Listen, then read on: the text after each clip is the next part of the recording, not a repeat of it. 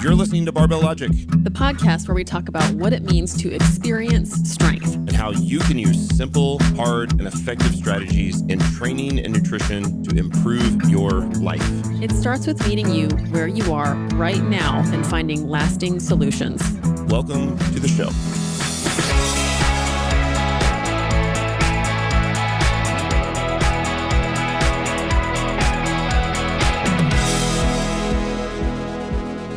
Hey everybody, welcome back to Barbell Logic, Beast Over Burden. I'm Nikki Sims, joined by my bestie, Andrew Jackson. Hi, Andrew. Hello. Hello. How are you? Good. How are you? Doing great. Loving life. Yes. We spoke last week about body image, eating in ways that will make you lose weight, gain weight, get to a state where you're uncomfortable, get to a state where you are comfortable. And we thought it'd be neat this week to talk more specifically about what we eat and how much we eat of protein. We're definitely going to talk about protein to drive our training and how we get to that without just being protein shake consumers all the time.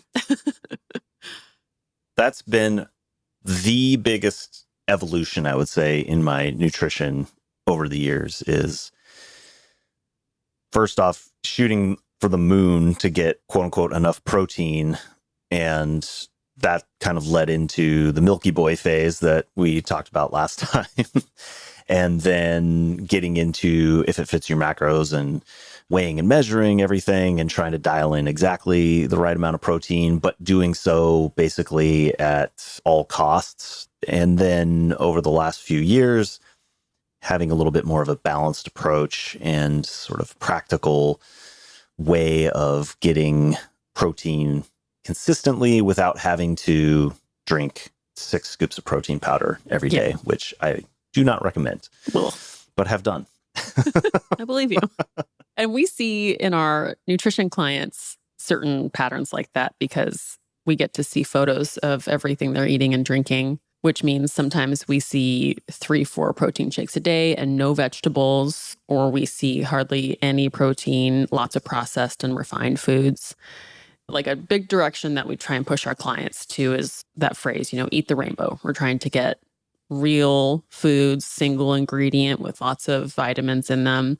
And we try to get their protein coming from, animal protein sources. And whey is apparently a good protein source. But I don't know. When you have a protein shake, do you feel satisfied where you're like, I just have all my needs met? No. Protein powder I still have and occasionally will use as a supplement if I'm in a situation where I don't have the ability to get access to whole foods for whatever reason, traveling or, schedule just went to and had to take a last resort, but it's never satisfying. And I usually don't feel satiated for very long. And it almost doesn't feel like I ate anything. Right. Liquid calories in general, I would say I end up just not feeling like I even ate. Totally. And I'm looking for something more. I kind of have that desire to continue eating or some unmet need that usually leads me to eating more calories from somewhere else. Yeah. So how much protein do you try and get a day? Well, that's actually been one of the biggest changes that I think has allowed me to take pressure off of feeling like I need to eat an insane amount of protein. For the longest time, I was striving for 1 gram of protein per pound of body weight, which if you do the math, especially like I was saying last episode when I was weighing anywhere from 250 to 280, that is an insane amount of protein. Trying to get 260, 270 grams of protein was, oh my Lord, what led to a lot of protein shakes. Yeah. Because that's just really hard to do. So much chewing. Yeah, with whole food, that's just, unless you're eating a ton of chicken breast all day long, which is popular in the bodybuilding world. In fact, I've seen blended chicken breast recipes where they'll actually make chicken breast shakes. Oh, God, that's terrible.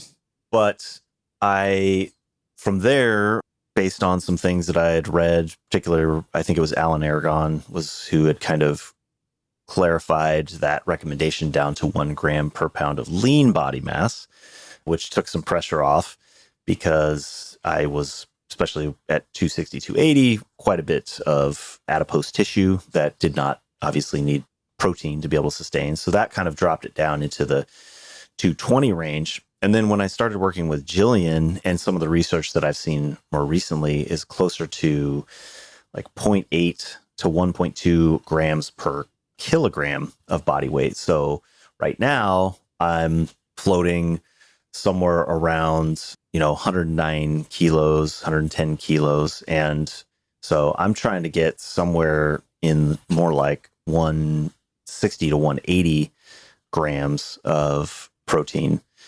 I don't think I did the math quite right there. I think it's actually 0.8 to 1.2 grams per pound of body mass. So when you switch it to kilos, it almost doubles. Yeah. But yeah, now I'm pretty comfortably somewhere between 160 to maybe on the high end, 180 grams of protein, and feels great. Like I don't really feel like I'm depleted. I can definitely tell when I'm not getting enough protein. The bar just feels heavier. I don't feel like I'm recovering. That's really the biggest indicator. But that, I would say, is number one, before you even start trying to figure out how to get more protein in your day, get a realistic target for how much protein you actually need. How about you? What are you aiming for? I'm aiming for 145 now. I wasn't even paying attention to protein for a while, I'll be honest. And when I did start paying attention to protein and I started making sure I was getting at least 100, totally started to feel better. And so I agree, really recover better. Like for me, it was, I remember you and I were walking to the gym and I was like, how do you know you're not getting enough protein? Even though I think I knew the answer. You're like, well, you're going to be sore all the time, kind of achy, just feeling kind of like weak sauce at the gym. And I was like, and I knew the answer. I was like, yes, that's me. Hello. Yeah. So when I upped that, I started to feel a lot better. Yeah, I would say most people initially, when they start paying attention to nutrition, probably need more protein.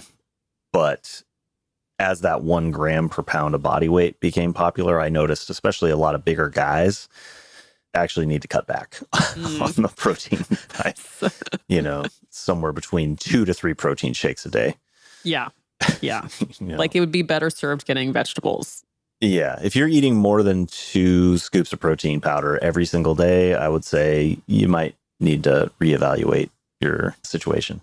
Yeah. But yeah. So when you decided to add more, what are some of the strategies that you implemented to increase your protein? Well, I can take you through my day because I pretty much eat the same thing every day. That's convenient. That's a strategy. Yes, it is. It works really well. I don't have to stress about it. I've made it super delicious. So for breakfast, I have a piece of bacon. I have 100 grams of egg whites and I have 2 eggs. And then I supplement that with red peppers and onions and green chili. And I have strawberries and sometimes some greens. So that's my first feeding of eating the rainbow. And I think that's 30 something. Turkey pressed in there as well, right? Oh, yeah, that's right. I have deli turkey. Thank you.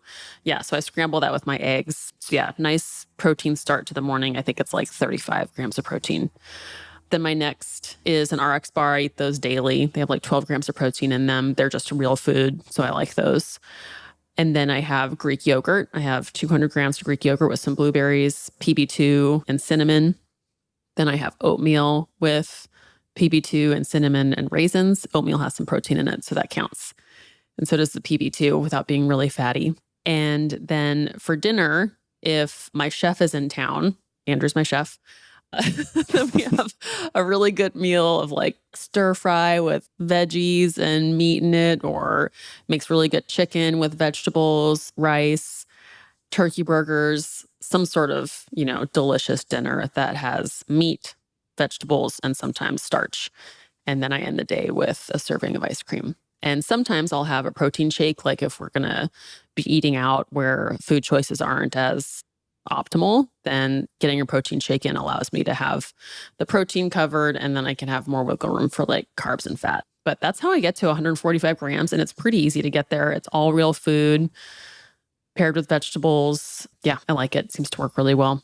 I would reiterate that as strategy number 1 would be to structure your meals ideally, if you can control your schedule enough to either prepare to have a structure throughout the day, or at least have some consistent meals.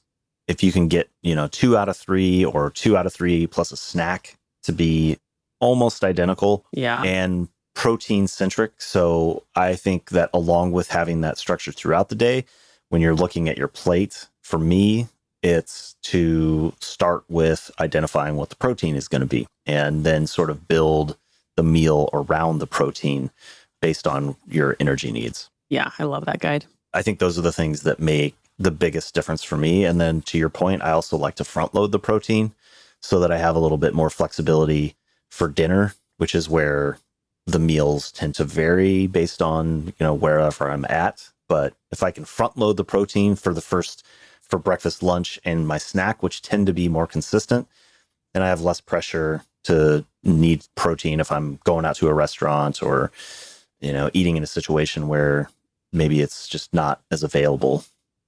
And you've gotten into cooking more and more lately. And something that I've picked up on is certain meals feel like I just had a meal. We were talking about how a protein shake, even if it has fat, carbs, and protein, it doesn't feel satisfying. And there are other meals we can have that also don't feel satisfying. And I think, and this is just a thought, that it has to do with these important components that you were reading about of having salt, fat, and an acid. And when you have those things, you feel like you can be full without being stuffed. You feel satisfied.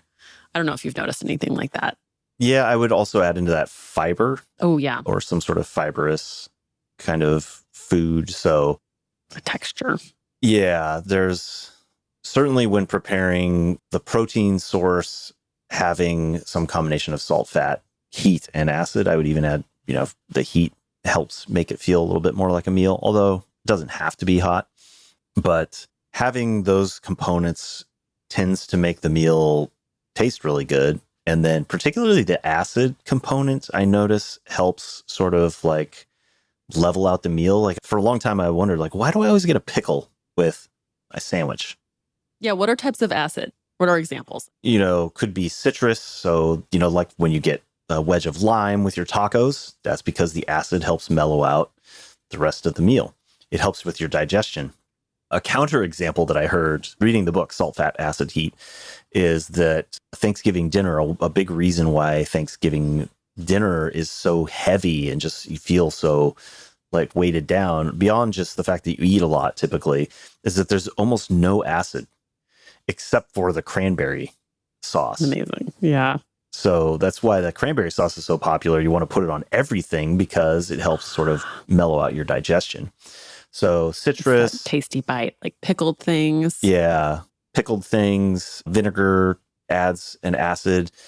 Fermented foods tend to have some sort of an acidic component to it. That's why things like sauerkraut are so good, or kimchi on different meals. Those just kind of help balance out the meal and help with digestion. But in terms of protein, typically protein is going to be also a big source of where your fat is coming from. So if you can add in the acid to your portion of protein, it, I think, helps with digestion and kind of feeling like you can eat a meal without having a big protein bomb in your stomach. So I guess, totally, getting back to recommendations or strategies, sometimes what I'll see is people will be like, well, I'm just going to eat this big old steak and that'll get me my 80 grams of protein. But I would recommend breaking up your protein throughout the day, eating it with that well-rounded plate with some sort of fibrous vegetable, carbohydrate, some salt, fat, heat, and acid, and allow your body a chance to actually be able to enjoy and digest that food effectively. I think you're going to be able to be more sustainable in how you get your protein. Totally. You really enjoy your meals so much more. Yeah. It makes food, especially when you start maybe restricting a little bit and you're looking for just eating whole foods, you have to remember how to get flavor onto your plate, like with herbs and spices. And we've used the word heat, but you pointed out before, it could be lack of heat. Sure. Like the other night we had grilled chicken breast, and on the side of it we had this cold, delicious salad with beets and watermelon and cilantro. And it was pickled beets. So we had a lot of really... Right. So there comes the acid. Yeah, we had our acid. It was crisp and cold, which paired really nicely with chicken right off the grill. And so giving yourself a crunch as well in some, hopefully not your meat, but something on your plate, that variation in texture, usually something fibrous, makes such a huge difference where, it's not like this grind to sit down and suffer your way through an 8-ounce steak or something. You get to enjoy the course of a meal.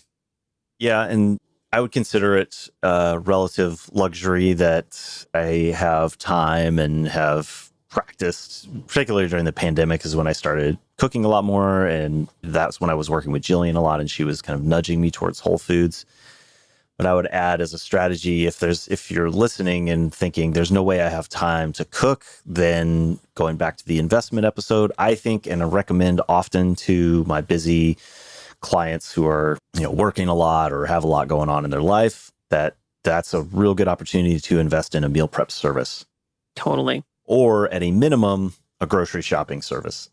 It's just like one of those things that, in fact, that came up in our Slack conversation with the coaches. What would you consider an investment that you can't live without? And multiple people said that the grocery delivery service was a game changer for them during the pandemic. Yeah.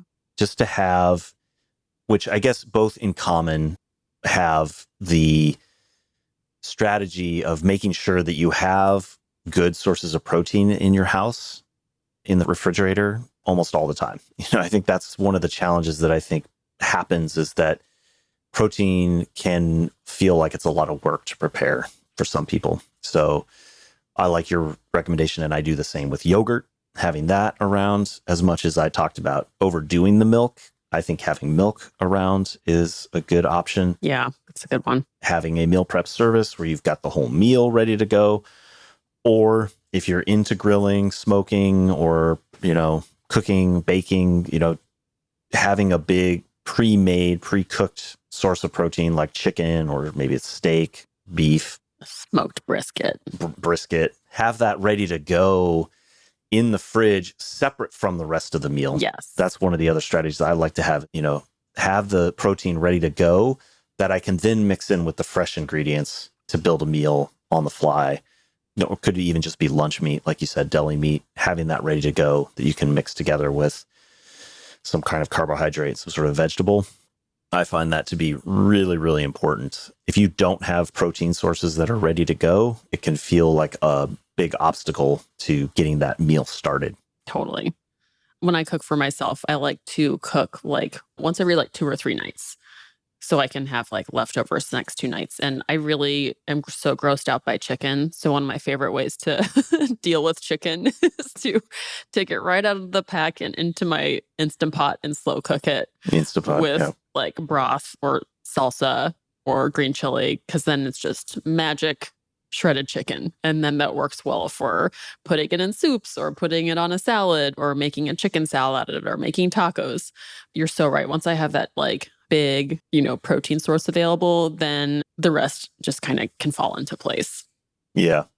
The borderline college student version of that I've been falling back to recently is to either bake or grill, 6 pounds of chicken, whatever. You can buy those mega packs of chicken, have that sitting in the fridge, and then get a can of soup, throw it in the stove, heat it up, and then chop up that pre-made chicken and add that. It's the best. Sprinkle on a little cilantro or something. Put in some yogurt. Give it a little bit of green, add some yogurt to give it a little bit of texture. And there you go. That is a 5-minute meal. It's the best. That takes a little bit of prep work to have the protein ready to go, but take an hour on Sunday to make several pounds of chicken, and you can add that to a lot of different things to have a quick and easy protein source. Same thing with ground meat, ground beef, ground turkey. Ground chicken's pretty rough, but yeah, if you can get some good spiced ground meat, then you can throw that into a lot of different stuff too. Yeah, that's clutch. My other emergency source that I think I've relied on during, I would say this is like the zombie apocalypse backup plan, is the canned tuna. You've got people that are going to be concerned about mercury or what have you, but the canned meat is another option that you can throw out there. very useful. It travels well. There's also canned chicken, I think I've seen. It's the tuna of the land. I don't know why that grosses me out for some reason, but I love it. canned tuna I'll eat all day, but canned chicken. Really? Yeah. There was a phase when I was in the Navy where I don't know why I thought this was great, but I would come home, get a big double can of tuna and just squirt mustard straight into the can, eat that. And delicacy. That was a good life. Fine dining. Wouldn't recommend that, but no. Emergency situations only. Yeah. But you getting your acid from your mustard. There you go. That's why it was probably good. At least tastes like it. Yep. Yep. Awesome. Well, this is making me hungry. I'm excited for lunch and dinner, even though it's the same things I eat every day. Can't wait. And thanks for taking me on your protein journey. My pleasure. Yeah. Love it. Well, hope you all have a tasty lunch and dinner. Throw some pickled onions on there. Get some sauerkraut on everything is delicious. Try some red chili if you can find it. That is a way to just make your life infinitely better.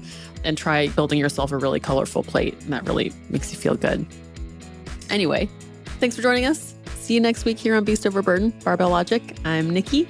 This is Andrew. See you next time. Bye-bye.